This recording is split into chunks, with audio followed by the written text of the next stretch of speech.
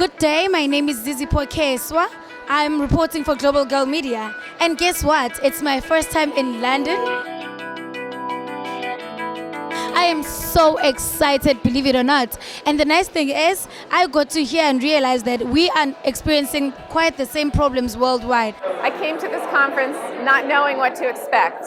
And I met lots of people who really inspired us and inspired me to look at this from an international perspective. Well, I guess in some parts of the world, women have actually had better access to economic opportunities, better access to education, better access to health. But I do think there still remains a lot to be done. Women still are treated much more unfairly, have less access to services, have less access to the public life than men and boys do. I think one of the biggest challenges is convincing people how bad the problem is, because so many of these things are suffered in silence. There are so many tools which have been used for so long to silence women and girls' voices. I don't believe you. You brought it on yourself. What were you doing there? What were you wearing? I think the biggest challenge in the field of adolescent girls is that they kind of fall between the cracks. So they're usually the last to be noticed and the first to miss out. Adolescent girls are our future. And if we don't address their needs for education and health and financial services and good nutrition and how to become a terrific farmer, how to become a good small businesswoman, we will not succeed on any of the development goals.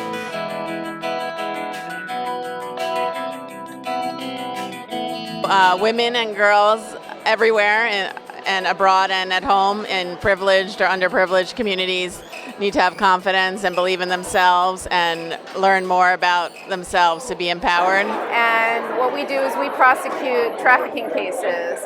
And District Attorney Vance created the trafficking unit in the Manhattan District Attorney's Office about 5 years ago. And we have been prosecuting these cases and putting together a program to give services to the victims and handle them sort of after the fact, after a victim's been rescued from a slavery situation. So what makes you exactly do the work that you do? What motivates you? Well, the work CARE does is to end poverty around the world. We have a particular focus on empowering women and girls and ending gender equality, including through engaging men and boys. What motivates me is that this is one of the starkest injustices in the world, and we have more than enough resources and know-how to end that problem overnight if we really wanted to. We live in a century of unprecedented wealth. We also have poverty like there's never been before. How is it that why do we allow a good third of our population in the world to live in the way that they do live every day, right now? So what does art have to do with that? What does art have to do with the problem of these existential problems of existence? My instinct tells me everything. It's entirely, that is the problem. Okay, so how has the conference been so far for you?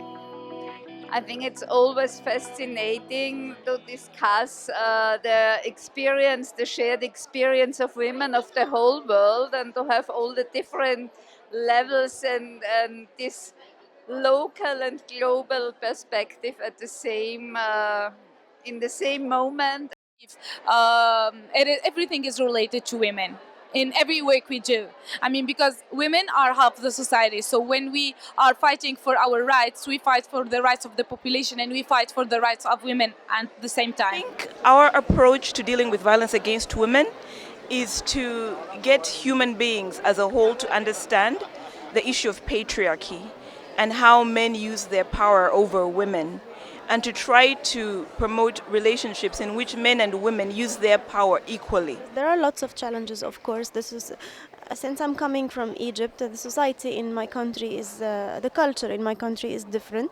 Women have lots of responsibilities. They are responsible for their children, for their houses, for lots of things that hinder them sometimes from participating in the workshops and the activities we do. We have an existing law in Jordan, Article 72 of the labor law, that says that private sectors employing more than 20 women with 10 children under 4 should provide a daycare center. So the law was existing from '96, but no one enforced it. So following a community organizing methodology, we were able to spearhead this and reactivate the law by working closely with the Ministry of Labor. Women going alone to the courts to seek justice, seek redress for having custody of children and getting alimony in cases of divorce is a very difficult thing for women in Morocco to do, especially if you are from a lower economic class.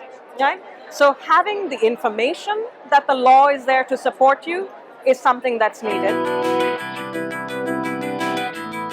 There's a lot of criticism about the microfinance and what it's actually doing, if it's beneficial to women or not. What do you think about that? It's based on wrong perception about it. In Grameen Bank, we give loans to poor women to start income generating activity, and the bank is owned by them. Bank makes profit goes back to them because it's their bank. In the process, they change their life. Today we have 8.6 million borrowers, 97% of them are women. So we've been working with a whole coalition of groups from around the world. We've got an open letter to the General Assembly in Ban Ki-moon, which has been endorsed by 260 grassroots groups, as well as some really respected people like Mary Robinson and Archbishop Tutu and the rock musician Peter Gabriel and former president of Mexico, former president of Brazil, which is basically saying, let's put justice in the new post-2015 development framework, and here's how to do it. Here are some concrete targets, here are some concrete indicators that we can use to do so. No es nada agradable estar en una situación así. Yo lo viví por 4 años, desde los 12 a los 16 años. It's not easy to live this situation. I lived it from 12 to 17 years old.